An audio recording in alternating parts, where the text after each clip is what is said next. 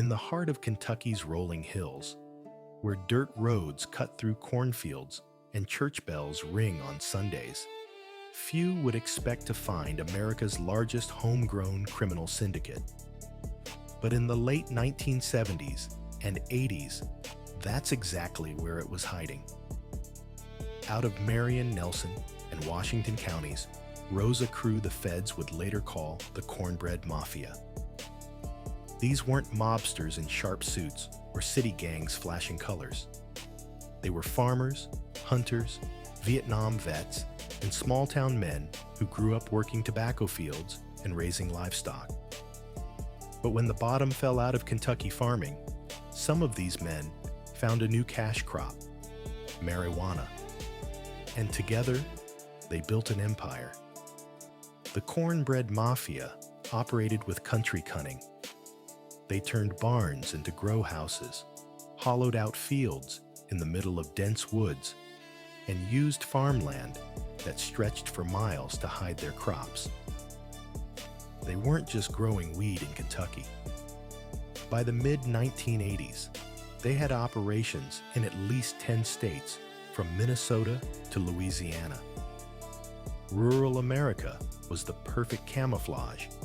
No one thought to look for gangsters in the cornfields.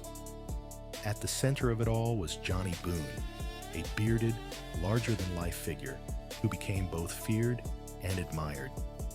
Locals called him the Godfather of Grass. Boone was a farmer at heart, but he was also a visionary. He saw marijuana not as rebellion, but as survival. Under his leadership, the Cornbread Mafia grew into a tight brotherhood built on silence, loyalty, and small-town code. They didn't talk to police. They didn't betray each other. And for years, that code kept them safe. The feds eventually caught wind of something bigger than a few small-time pot growers. Helicopters spotted fields hidden deep in Kentucky backwoods. Busts in one state started connecting to busts in another. In 1989, after years of undercover work and surveillance, federal agents struck. More than 70 men were indicted in one of the largest marijuana conspiracies in American history. The press called it the Cornbread Mafia. The name stuck, and the legend was born. Here's what made them different. Despite the pressure of facing decades behind bars, not one member became a government informant. In a criminal underworld where deals and snitching are the norm, their silence stunned investigators. To the Cornbread Mafia, loyalty wasn't optional, it was everything. Johnny Boone himself went underground, dodging law enforcement for nearly a decade. For many in Kentucky, his story took on a folk hero quality. To outsiders, he was a fugitive, but to locals, he was a man standing up to a system they felt never cared for small farmers. When Boone was finally captured in 2016, he was nearly 70 years old. To his supporters, he wasn't just a criminal. He was a symbol of defiance rooted in the hills of Kentucky.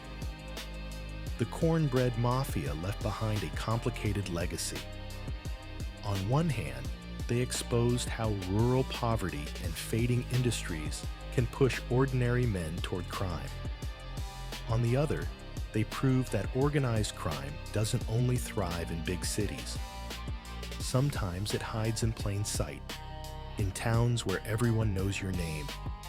And the last place anyone would look for an empire is a red barn in the middle of a cornfield. Today, the Cornbread Mafia remains a piece of American outlaw history. Their story is retold in books, documentaries, and whispered conversations in Kentucky diners. They remind us that crime has no borders, not of geography and not of class. From inner cities to forgotten farmland, the hustle always finds a home. This was Street Files, the Cornbread Mafia.